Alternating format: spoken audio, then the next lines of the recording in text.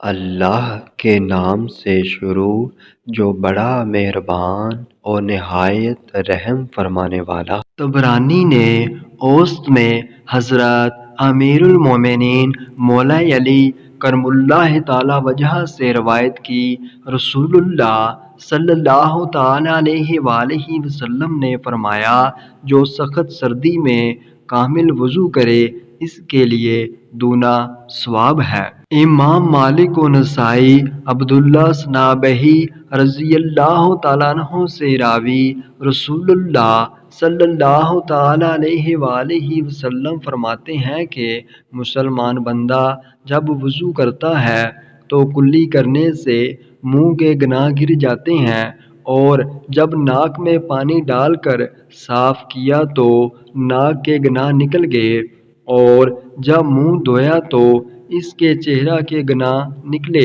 یہاں تک کہ پلکوں کے نکلے، اور جب ہاتھ دھوئے تو ہاتھوں کے گناہ نکلے یہاں تک کہ ہاتھوں کے ناخنوں سے نکلے، اور جب سر کا مسح کیا تو سر کے گناہ نکلے یہاں تک کہ کانوں سے نکلے، اور جب پاؤں دھوئے تو پاؤں کی خطائیں نکلی یہاں تک کہ ناخنوں سے، پھر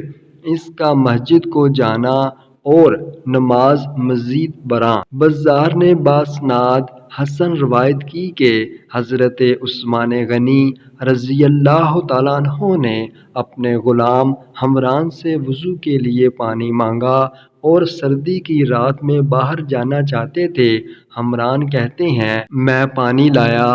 انہوں نے منہ ہاتھ دھوئے تو میں نے کہا، اللہ آپ کو کفایت کرے، رات تو بہت ٹھنڈی ہے۔ اس پر فرمایا کہ میں نے رسول اللہ صلی اللہ تعالی علیہ وآلہ وسلم سے سنا ہے کہ جو بندہ وضو کامل کرتا ہے اللہ تعالیٰ اس کے اگلے پچھلے گناہ بخش دیتا ہے۔